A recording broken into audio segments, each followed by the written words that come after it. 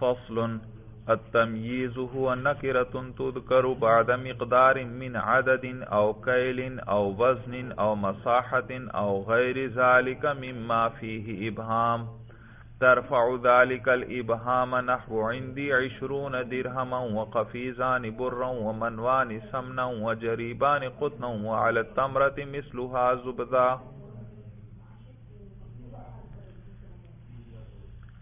منصوبات کی بحث چل رہی ہے اور آج ہم تمیز کے بارے میں پڑھیں گے. تو تمیز کسے کہتے ہیں؟ کہتے ہیں التمیز هو نکرۃ تذکر بعد مقدار، کہ تمیز وہ ایسا نکرہ ہے. دیکھو نکرہ کا لفظ نکرہ ہے، اس پر الف لام نہیں داخل، اور اس کے بعد تذکر فعل آیا، اور نکرہ کے بعد فعل آیا تو وہ عموماً اس کی صفت ہوتا ہے. تو اور موصوف صفت کا ترجمہ نکرہ میں کیسے کرتے ہیں؟ نکرہ سے پہلے کیا لے آؤ؟ ایسا. تو کہتے ہیں تمیز ہوا نکرۃ، تمیز ایسا نکرہ ہے، تمیز ایسا نکرہ ہے تذکر بعد مقدار، جس کو مقدار کے بعد ذکر کیا جائے، جس کو مقدار کے بعد ذکر کیا جائے. من عدد، یہ من بیان ہے مقدار کا، یعنی کہ عدد او کیل یا کیل او وزن یا وزن او مساحت یا پیمائش او غیر ذالک، اس کے علاوہ مما فیہ ابہام، جس کے اندر ابہام ہو، ترفع ذالک الابہام، تو یہ تمیز اس سے اس ابہام کو دور کر دیتی ہے. نحو مثال کے طور پر عندی 20 درہمن، میرے پاس 20 درہم ہیں. بھئی تمیز یاد رکھو، یہ کسی لفظ کے اندر ابہام ہو اس ابہام کو دور کرتی ہے. اور تعریف انہوں نے کیا کی؟ التمیز ہوا نکرۃ، تمیز کیا ہوگی؟ نکرہ. جیسے ماقبل میں حال کے بارے میں آیا تھا، حال ہمیشہ کیا ہوتا ہے؟ نکرہ ہوتا ہے، اور اگر بظاہر معرفہ ہو تو بھی اس کو تعویل کر کے کیا بنا لیتے ہیں؟ نکرہ بنا لیتے ہیں. جبکہ تمیز یہ ہمیشہ نکرہ ہوگی، اور یہ ماقبل کے لفظ میں جو ابہام ہوگا اس ابہام کو دور کرے گی. یعنی ماقبل میں جو مقدار ذکر ہو، تمیز آ کر اس ابہام کو کیا کر دے گی؟ دور. مثلا میں آپ سے کہتا ہوں عندی 20، میرے پاس 20 ہیں. آپ کہیں گے بھائی کیا 20 ہیں؟ بات تو پوری کریں. 20 قلم ہیں، 20 کتابیں ہیں، 20 درہم ہیں، کیا چیز ہے بھائی؟ آپ نے بات پوری نہیں کی. میں پھر کہتا ہوں عندی 20، میرے پاس 20. تو دیکھو یہ 20 یہ ایک مقدار کا نام ہے، مقدار کا نام ہے. 20 ہے، 30 ہے، 40 ہے، 50 ہے، کوئی بھی مقدار ہو سکتی ہے.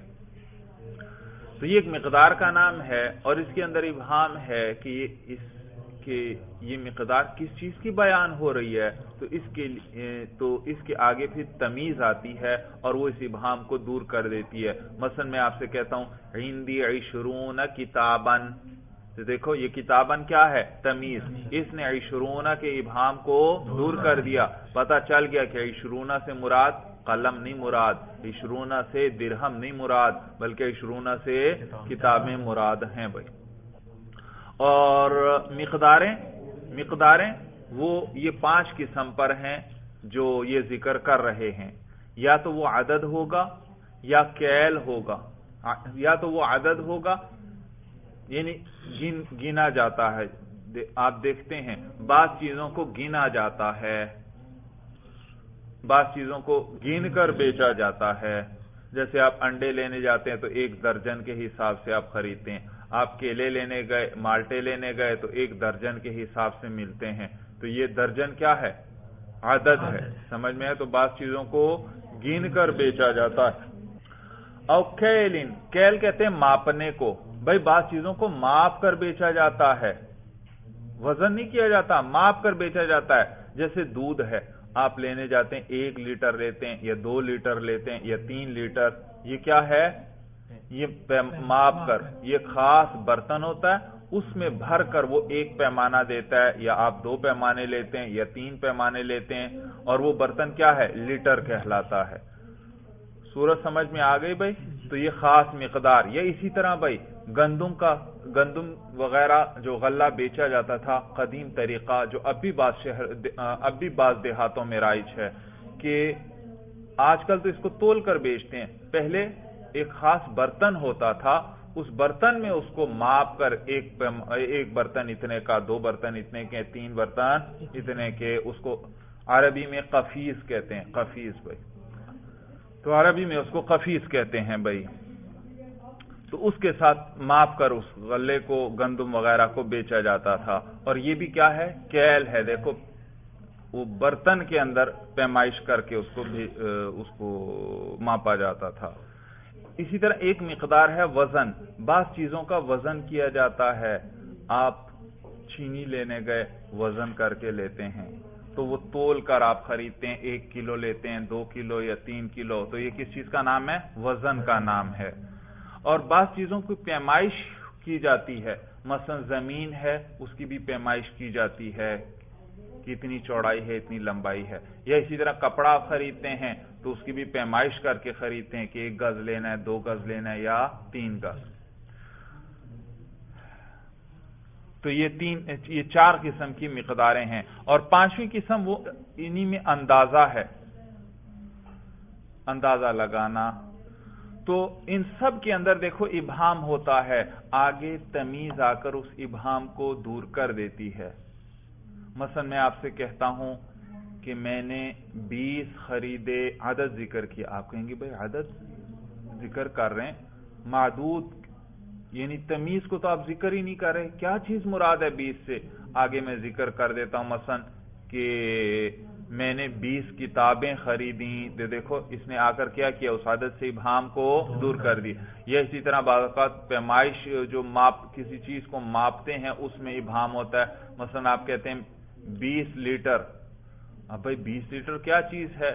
دودھ بھی ہو سکتا ہے، پیٹرول بھی ہو سکتا ہے، اس جیسی کوئی اور چیز بھی ہو سکتی ہے بہنے والی. صورت سمجھ میں آ گئی. اسی طرح وزن کرتے ہیں، 20 کلو ہے یا 30 کلو ہے، بھائی کیا چیز ہے؟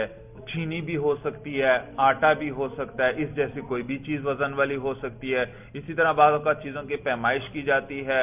آپ کہتے ہیں 20 گز، بھائی 20 گز سے کیا مراد ہے؟ کپڑا مراد ہے یا زمین مراد ہے یا کیا چیز مراد ہے؟ تو لہٰذا ان سب یہ جتنی مقداریں ہیں ان کے لیے ان کے اندر ان میں ابہام ہوتا ہے. اور آگے ان کے بعد ایک نکرہ آتا ہے جو ان کے ابہام کو آ کر دور کر دیتا ہے اور بتلا دیتا ہے کہ اس مقدار سے کون سی چیز مراد ہے، اور اس کو کیا کہتے ہیں؟ تمیز کہتے ہیں بھائی. تو کہتے ہیں التمیز ہوا نکرۃ تذکر بعد مقدار. تمیز وہ ایسا نکرہ ہے جس کو مقدار کے بعد ذکر کیا جائے. بھائی کون سی مقدار؟ کہتے ہیں من عدد او کیل او وزن او مساحت. من بیان ہے کس کا؟ مقدار کا. اور اس کا ترجمہ یعنی کے ساتھ کرتے ہیں. تمیز وہ دوبارہ سنیں بھائی، تمیز ایسا نکرہ ہے جس کو مقدار کے بعد ذکر کیا جائے، یعنی کہ عدد اور کیل یعنی ماپ، او وزن یا وزن، او مساحت یا پیمائش، او غیر ذالک یا ان کے علاوہ، مما فیہ ابہام جس کے اندر ابہام ہو. ترفع ذالک الابہام. اور تمیز کیا وہ نکرہ کیا کرتا ہے؟ اس ابہام کو دور کر دیتا ہے. نحو عندی 20 درہما. میرے پاس 20 درہم ہیں. جی ترکیب کیجئے. عندی 20 درہما. یاد رکھیے یہ عندہ ظرف ہے، ظرف. اور ہر ظرف کے لیے کیا چاہیے؟ عامل چاہیے. جیسے ہر جار مجرور کے لیے کیا چاہیے؟ متعلق چاہیے. صورت سمجھ میں آ گئی. اور ظرف کا اعراب کیا ہوتا ہے؟ مفعول فی پڑھ چکے ہیں یا بھول گئے؟ ظرف کا کیا اعراب ہوتا ہے؟ منصوب ہوتا ہے. جی اور یہاں ہے عندی، تو عندہ منصوب تقدیراً مضاف، یا ضمیر مجرور محلاً مضاف الیہ. مضاف اپنے مضاف الیہ سے مل کر مفعول فی ہوا. اس کے لیے بھی عامل چاہیے، اور وہی 8 چیزوں میں سے کوئی ایک ہونی چاہیے، اور یہاں کوئی بھی نہیں تو وہ محذوف نکالیں گے. یہ مفعول فی ہوا کس کے لیے؟ فعل محذوف ثبتا کے لیے، ثبتا کے لیے. اور ثبتا فعل ہوا ضمیر، اس کے اندر مرفوع محلن اس کا فاعل جو کس کو راجع؟ 20 درہمن جو مبتدا مؤخر ہے اس کی طرف راجع. فعل اپنے فاعل اور مفعول فی سے مل کر جملہ فعلیہ ہو کر خبر مقدم، تو جار مجرور اور ظرف یہ خبر تو بن سکتے ہیں ظرف مستقر ہو کر، یہ مبتدا نہیں بن سکتے. اور یہاں تو یہ شروع میں آیا تو پھر اس کو مبتدا نہیں بنانا بلکہ کیا بناؤ؟ خبر. تو یہ خبر مقدم. اور 20 مرفوع لفظاً ممیز، مرفوع کیوں؟ کیونکہ یہ مبتدا ہے. شاباش. اچھا، اور ممیز کیوں کہا میں نے؟ کیونکہ اس کے بعد تمیز آ رہی ہے، اس میں ابہام ہے، اس ابہام کو وہ تمیز آ کر دور کرے گی. تو 20 مرفوع لفظاً ممیز اور درہمن منصوب لفظاً تمیز. منصوب کیوں؟ کیونکہ تمیز ہے، اور تمیز کس میں سے ہے؟ منصوبات میں سے. آپ کو کوئی شخص بتا دے کہ یہ حال بن رہا ہے، آپ سمجھ جاتے ہیں کہ کون سا اعراب پڑھنا ہے؟ نصب. اسی طرح جب آپ کو پتا چل جائے کہ یہ لفظ تمیز بن رہا ہے تو آپ کو فوراً پتا چل جاتا ہے کہ اس پر کون سا اعراب پڑھنا ہے؟ نصب. تو درہمن منصوب لفظاً تمیز. وہ ممیز اپنی تمیز کے ساتھ مل کر مبتدا، مبتدا اپنی خبر سے مل کر جملہ اسمیہ خبریہ ہوا. ترکیب سمجھ میں آ گئی بھائی؟ عندی 20 درہمن، میرے پاس 20 درہم ہیں بھائی. وقفیزان برن، ای عندی قفیزان برن، عندی کو بار بار نہیں ذکر کر رہے بھائی. ترکیب کیجئے. عندی قفیزان برن، جی. عند منصوب تقدیرا مضاف، جی. یا ضمیر مجرور محلا مضاف الیہ، مضاف اپنے مضاف الیہ سے مل کر مفعول فی ہوا کس کے لیے؟ ثبتا فعل کے لیے. ثبتا فعل، جی. ثبتا فعل، اس کے اندر ہوا ضمیر مرفوع محلن اس کا فاعل جو کس کو لوٹ رہی ہے؟ قفیزانی. قفیز کسے کہتے ہیں؟ وہ پیمانہ، وہ جو برتن ہوتا تھا جس میں ماپ کر گندم اور غلے وغیرہ کو بیچا جاتا تھا اس کو کہتے ہیں قفیز. اور قفیزانی یہ کیا ہے؟ اس کی تثنیہ ہے. تو ضمیر آپ کون سی لوٹا رہے ہیں؟ ہوا. اور قفیزانی کیا ہے؟ تثنیہ. اور ضمیر اور مرجع میں مطابقت بھی تو دیکھنی ہے، تو ہمیں تو تثنیہ والی ضمیر چاہیے. کیا کریں گے؟ ثبتا. شاباش. تثنیہ کا فعل نکال لیں گے. ثبتا فعل، اس کے اندر الف ضمیر مرفوع محلن اس کا فاعل جو کس کو راجع؟ قفیزانی مبتدا مؤخر کو.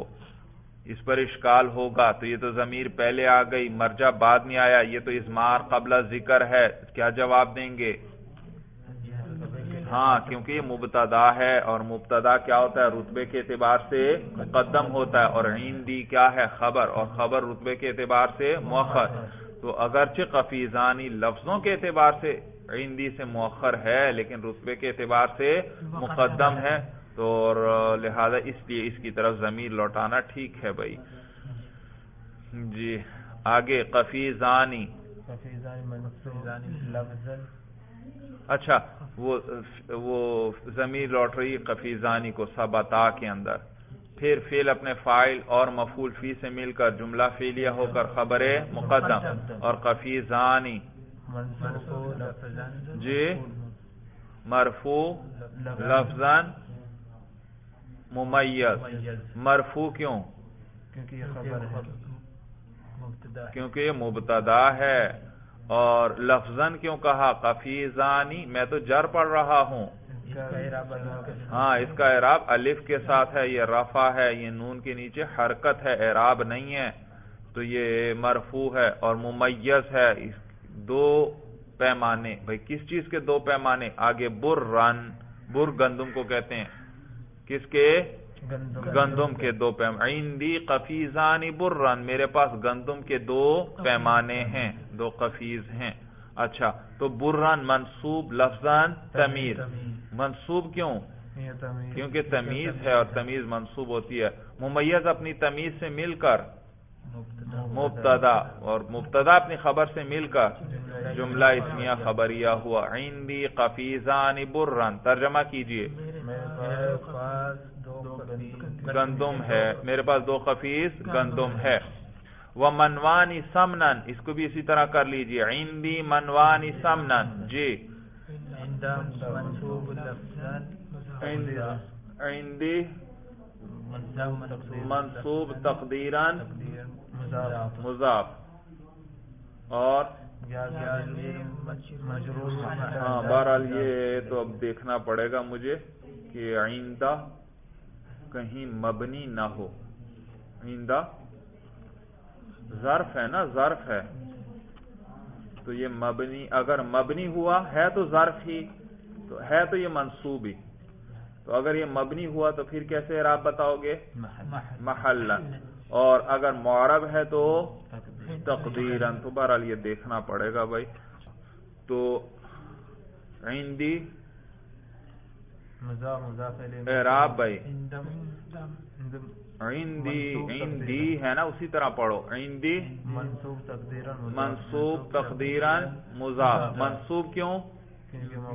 مفعول فی ہے. اچھا، اور لفظاً کیوں منصوب تقدیرن کیوں؟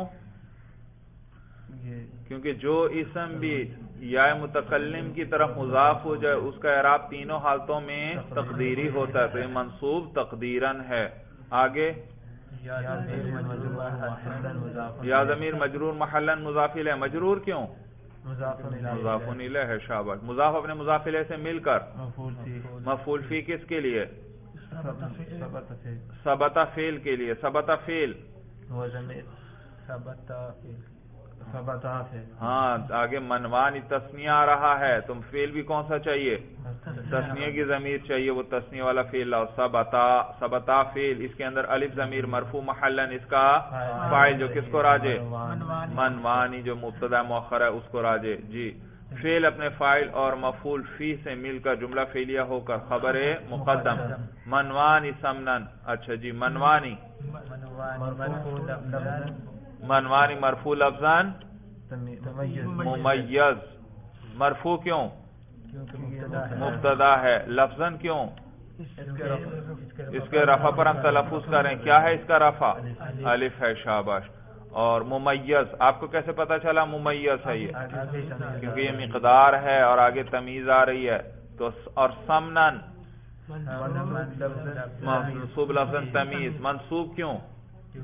تمیز ہے. ممیز اپنی تمیز سے مل کر مبتدا مؤخر، مبتدا اپنی خبر سے مل کر جملہ اسمیہ خبریہ ہوا. عندی منوانی سمنن. سمن گھی کو کہتے ہیں. میرے پاس 2 من گھی ہے. عندی میرے پاس منوانی سمنن 2 من گھی ہے. وجریبانی قطنن، یہ بھی اسی طرح. عندی جریبانی قطنن. ترکیب سمجھ میں آ گئی بھائی؟ بعین ہی وہی ترکیب ہے. اور قطن کہتے ہیں روئی کو بھی اور کپاس کو بھی. میرے پاس 2 جریب کپاس ہے. جریب یہ زمین کی مقدار ہے. زمین کی مقدار کتنی مقدار ہے؟ 60 ذراع چوڑائی ہو اور 60 ذراع لمبائی ہو تو یہ 1 جریب ہے بھائی. 1 جریب زمین. جریب آپ سنتے ہوں گے، بعض لوگ بولتے ہیں، اور خصوصاً یہ افغانستان، ایران وغیرہ ان علاقوں میں بھی اب بھی یہی طریقہ رائج ہے. وہ یہاں تو ہے نا کنال ہے اور مرلہ ہے، کنال ہے، اور اس کے بعد ایکڑ ہے، اور اس کے بعد مربع ہے.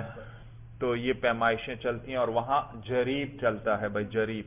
اور جریب کسے کہتے ہیں؟ کہ زمین کتنی ہو؟ 60 ذراع لمبائی اور 60 ذراع چوڑائی ہو تو یہ 1 جریب ہے بھائی. اور ذراع آپ جانتے ہیں بھائی، ذراع کسے کہتے ہیں؟ ذراع شرعی گز کا نام ہے، اور یہ 1.5 فٹ کا ہوتا ہے، 1.5 فٹ کا، یعنی جو آج کل گز رائج ہے وہ 3 فٹ کا ہوتا ہے، یعنی اس میں وہ 2 شرعی گز کے برابر ہے۔ سمجھ میں آئی بات؟ بلکہ آج کل تو میٹر رائج ہے، میٹر گز سے کوئی 3 انچ بڑا ہوتا ہے، میٹر گز سے، اور گز 2 ذراع کے برابر ہے بھائی، 2 ذراع کے برابر۔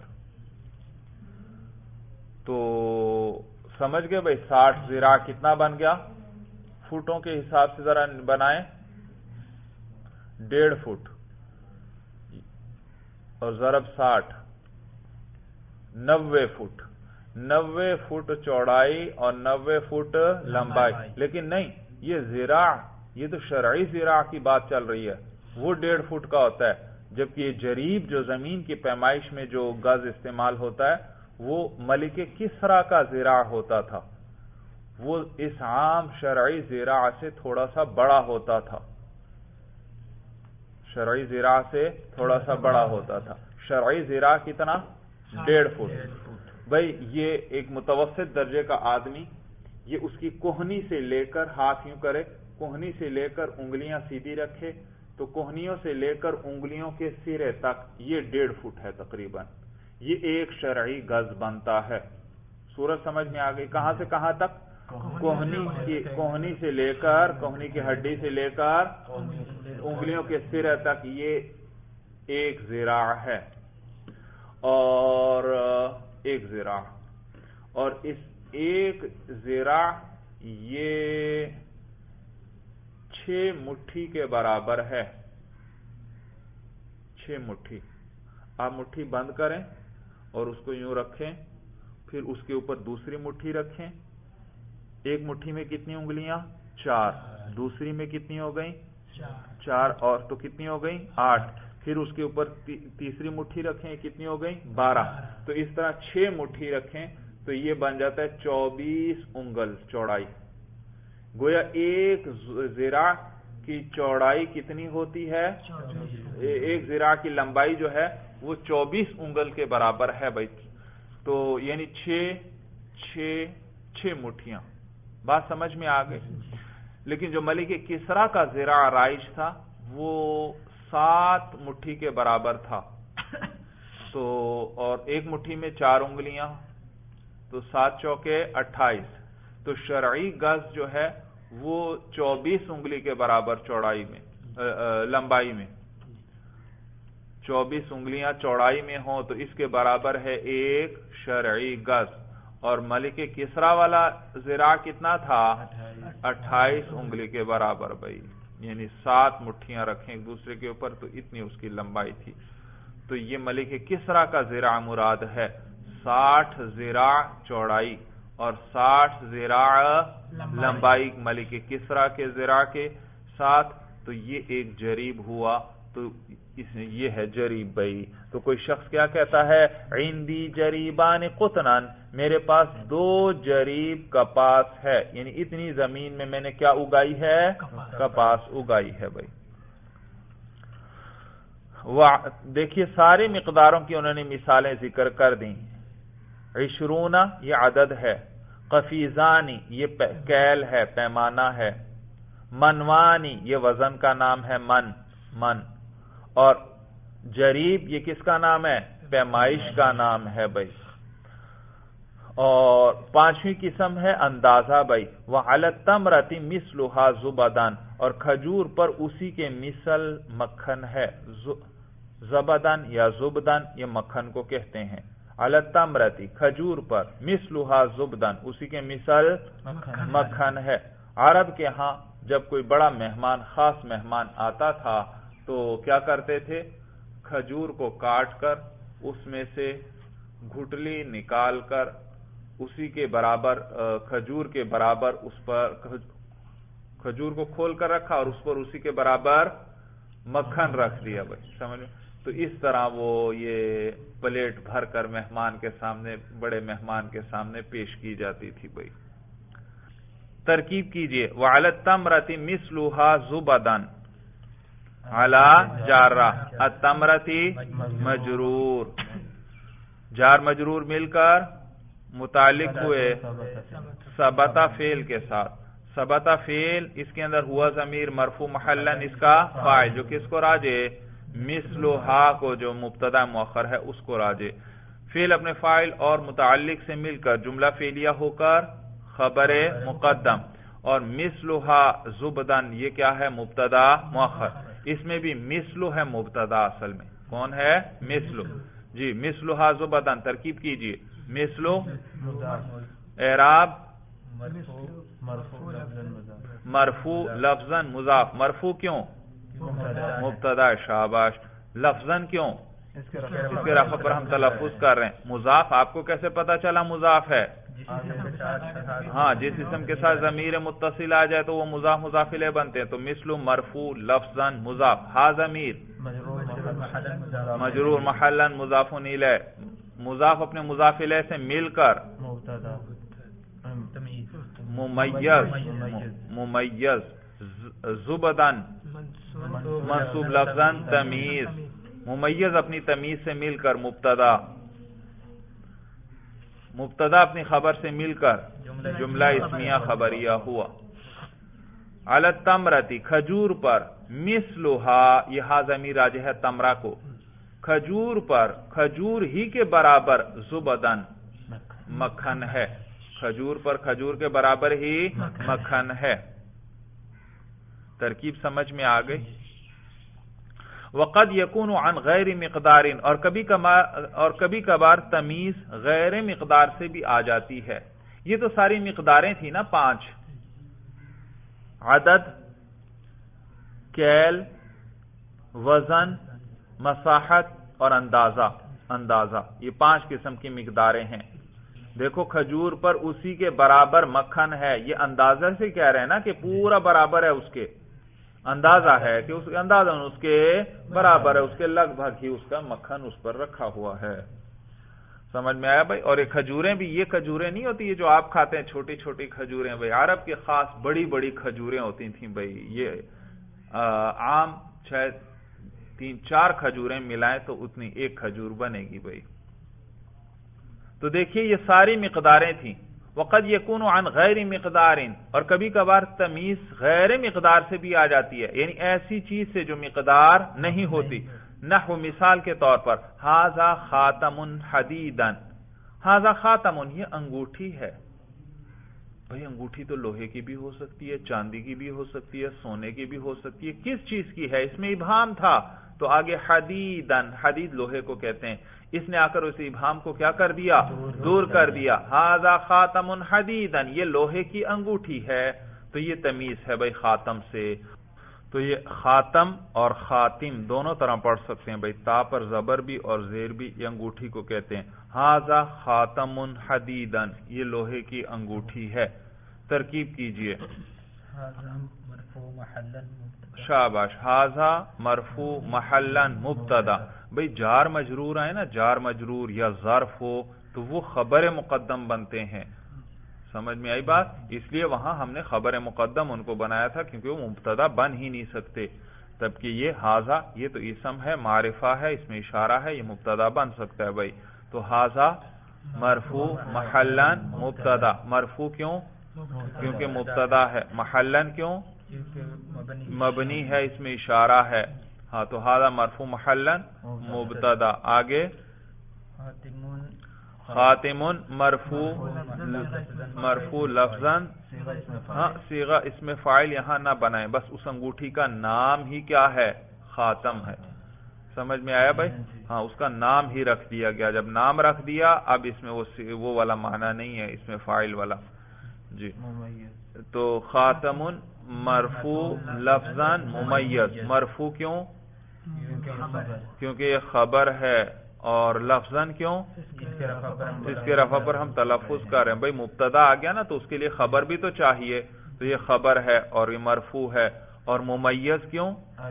کیونکہ آگے تمیز آ رہی ہے جو اس کے ابہام کو دور کر رہی ہے. اور حدیدن منصوب لفظاً تمیز، ممیز تمیز مل کر خبر، مبتدا خبر مل کر جملہ اسمیہ خبریہ ہوا. ھذا خاتم حدیدن، یہ لوہے کی انگوٹھی ہے، وسوار ذھبا، سوار کنگن کو کہتے ہیں بھائی، جو عورتیں پہنتی ہیں زینت کے لیے کنگن بھائی، اور اس کو سوار، اور ذھب کہتے ہیں سونے کو، ھذا سوار ذھبا، یہ سونے کا کنگن ہے۔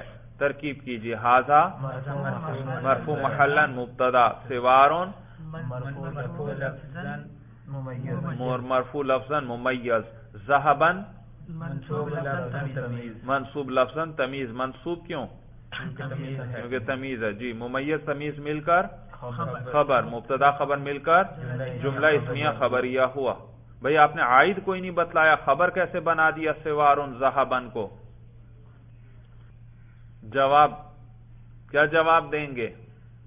آپ کہیں گے بھئی کہ عائد کی ضرورت، جب خبر عائد کی ضرورت پیش آتی ہے جب جملے یا شبہ جملہ کو کسی چیز سے جوڑنا ہو، اور یہ سوار ذھبا نہ یہ جملہ ہے اور نہ شبہ جملہ ہے، لہذا یہاں عائد کی کوئی ضرورت نہیں۔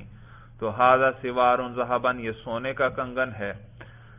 تو انہوں نے آپ کو بتلا دیا تمیز وہ مقدار سے ابہام کو دور کرتی ہے، اور کبھی کبھار غیر مقدار سے بھی تمیز آ جاتی ہے، جیسے یہاں پر خاتمن، یہ کوئی مقدار نہیں ہے انگوٹھی، انگوٹھی تو ایک چیز کا نام ہے لیکن پھر بھی اس میں ابہام تھا، حدیدن نے آ کر اس سے ابہام کو دور کر دی۔ اسی طرح سوار کنگن کو کہتے ہیں، اس میں کنگن یہ تو کوئی کسی مقدار کا نام نہیں ہے، یہ تو ایک چیز کا نام ہے، لیکن پھر بھی اس میں ابہام تھا کہ یہ کنگن چاندی کا ہے، سونے کا، لوہے کا ہے، کس چیز کا ہے، ذھبن نے آ کر اس ابہام کو دور کر دیا، تو یہ تمیز آئی۔ اور یہ تمیز کس سے ہے؟ مقدار سے ہے یا غیر مقدار سے؟ غیر مقدار سے ہے۔ یہ سمجھ میں آیا بھائی جنت میں بھی جنتیوں کو کنگن پہنائے جائیں گے، سونے، موتی، ہیرے، جواہرات وغیرہ کے، بھائی سمجھ میں آیا بھائی؟ اللہ ہم سب کو بغیر حساب کتاب کے جنت نصیب فرمائے بھائی۔ وہاں جنت میں انشاءاللہ ہم آپ کی دعوت کریں گے، تو جب آپ دعوت میں آئیں گے آپ نے سونے، موتیوں کے اور ہیرے جواہرات کے کنگن پہنے ہوں گے بھائی، بڑے ہی حسین و جمیل بھائی۔ آپ کے ذہن میں اشکال آئے گا کہ مرد ہو اور کنگن پہنے ہو، یہ تو عجیب لگے گا بھائی۔ نہیں بھائی، عجیب وہاں لگتا ہے جہاں عادت نہ ہو، جب سب نے پہنے ہو، عادت ہو، تو پھر وہ چیز عجیب نہیں لگتی۔ جیسے آپ دیکھ لیں بھائی، یہ آپ سب نے ہاتھوں پر گھڑی پہنی ہوئی ہے، یہ بھی تو کنگن جیسی چیز ہے، اور زینت والی بھی ہے، خوبصورت قسم کی لوگ پہنتے ہیں، لیکن چونکہ سب نے پہنی ہوتی ہے لہذا یہ ذرا بھی عجیب نہیں لگتی بھائی۔ تو کہتے ہیں تمیز کبھی کبھار مقدار سے آتی ہے اور کبھی غیر مقدار سے آتی ہے۔ وفیہ الخفض اکثر، اور اس کے اندر جر اکثر ہوتا ہے۔ یہ جو غیر مقدار سے تمیز آتی ہے نا، تو اس میں اکثر جر پڑتے ہیں، یعنی یہ مضاف مضافلے بن جاتے ہیں۔ ھذا خاتم حدیدن، عموماً ایسا نہیں استعمال ہوگا بلکہ مضاف مضافلے بنا دیں گے، ھذا خاتم حدیدن، اور ھذا سوار ذھب۔ صورت سمجھ میں آ گئی؟ اور پھر ترکیب کیا ہوگی؟ ھذا مرفوع محلا مبتدا، خاتم مرفوع لفظا مضاف، اور حدید مجرور لفظا مضاف الیہ، مضاف الیہ مل کر خبر، مبتدا خبر مل کر جملہ اسمیہ خبریہ ہوا۔ تو ترکیب اس طرح ہوگی، البتہ اتنا آپ کو پتا ہے کہ یہ حدید یہ خاتم سے ابہام کو دور کر رہا ہے، یہ اس سے تمیز ہے، لیکن ترکیب کے اعتبار سے اس وقت یہ تمیز نہیں ہے، معنی کے اعتبار سے تمیز ہے لیکن ترکیب کے اعتبار سے اب تمیز نہیں ہے۔ تو کہتے ہیں وفیہ الخفض اکثر، اور اس کے اندر یہ جو غیر مقدار سے تمیز آتی ہے اس میں اکثر جر ہوتا ہے۔ وقد یقع بعد الجملۃ، اور کبھی کبھار تمیز جملے کے بعد بھی واقع ہوتی ہے۔ پہلے تو انہوں نے کہا تھا نا کہ تمیز مقدار کے بعد آئے گی، اب کیا بتا رہے ہیں؟ کبھی کبھار تمیز کس کے بعد آئے گی؟ جملے کے بعد آئے گی، لرفع الابہام عن نسبتها، تاکہ ابہام کو دور کرے، لرفع الابہام، تاکہ ابہام کو دور کرے عن نسبتها، اس جملے کی نسبت سے۔ اس جملے کے اندر جو نسبت ہے اس نسبت کے اندر ابہام ہوتا ہے، اس سے تمیز آ کر ابہام کو دور کر دیتی ہے۔ مثلا بھائی میں نے کہا قام زیدن، زید کھڑا ہوا، تو یہ دیکھو قامہ فعل ہے اور زیدن اس کے لیے فاعل، اور یہ قامہ کی نسبت ہو رہی ہے کس کی طرف؟ زید کی طرف، اسی کو اسناد کہتے ہیں۔ کیا کہتے ہیں؟ اسناد۔ یہ اسی طرح میں کہتا ہوں زیدن قائم، زیدن مبتدا ہے اور قائم اس کی خبر، اور دونوں کے درمیان کیا ہے؟ اسناد ہے، دونوں اس کے ذریعے آپس میں جڑے ہوئے ہیں۔ تو اس اسناد اور یہ جو نسبت ہوتی ہے، اس نسبت کے اندر کبھی کبھار ابہام ہوتا ہے، تو تمیز آ کر اس ابہام کو کیا کر دیتی ہے؟ دور کر دیتی ہے۔ یہ معنی ہے، کہتے ہیں وقد یقع بعد الجملۃ لرفع الابہام عن نسبتها، اور کبھی کبھار تمیز جملے کے بعد بھی واقع ہوتی ہے تاکہ اس کی نسبت کے اندر جو ابہام ہے اس کو دور کر دے۔ نحو طاب زید نفسا او علما او ابا، یہ تین مثالیں ہیں دراصل۔ ایک ہے طاب زید نفسا، دوسری میں کچھ لفظ حذف کر دیے کیونکہ ماقبل میں ذکر تھے، ای طاب زید علما، اور تیسری مثال کیا ہے؟ طاب زید ابا، وہی طاب زید سب کے ساتھ جوڑتے جائیں، تین مثالیں بن گئی۔ پہلی کیا؟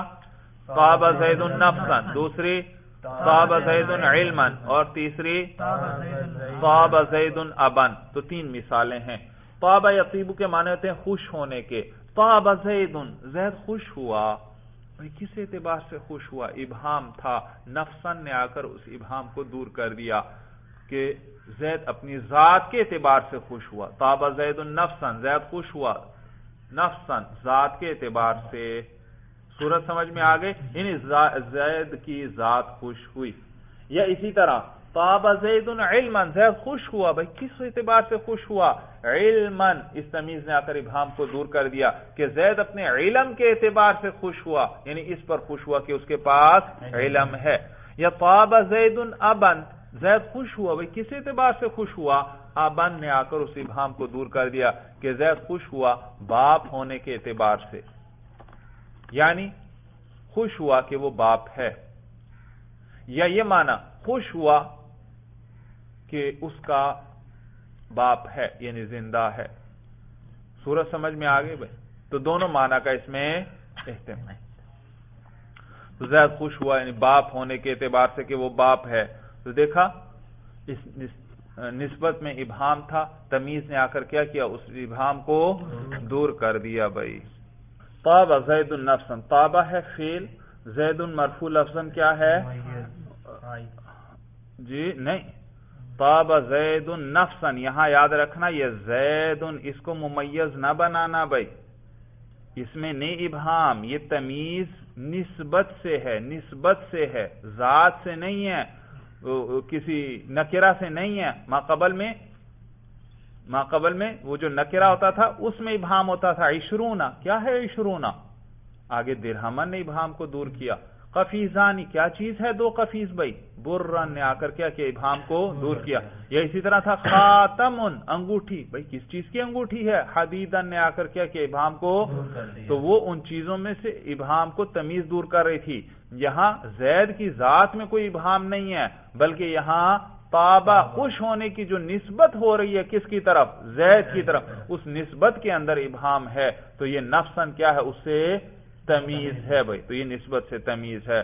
تو طابہ فعل ہے، زید مرفوع لفظاً فاعل ہے، اور نفسن منصوب لفظاً یہ تمیز ہے کس سے؟ جو طابہ کی نسبت ہو رہی ہے زید کی طرف، اس نسبت سے یہ تمیز ہے بھائی۔ صورت سمجھ میں آ گئی بھائی؟ تو فعل اپنے فاعل اور تمیز سے مل کر جملہ فعلیہ خبریہ ہوا۔ اسی طرح طاب زید علما، طاب فعل، زید مرفوع لفظاً فاعل، اور علما نسبت سے تمیز، فعل اپنے فاعل اور تمیز سے مل کر جملہ فعلیہ خبریہ ہوا۔ یا طاب زید ابا، فعل اپنے فاعل اور تمیز سے مل کر جملہ فعلیہ خبریہ ہوا۔ باقی زیادہ تفصیل انشاءاللہ آپ اگلی کتابوں میں پڑھ لیں گے، تمیز کی بحث ذرا مشکل ہے، لیکن بہرحال یہاں اتنا ہی سمجھ لیں، اتنا ہی یاد رکھیں۔ بات سمجھ میں آ گئی بھائی؟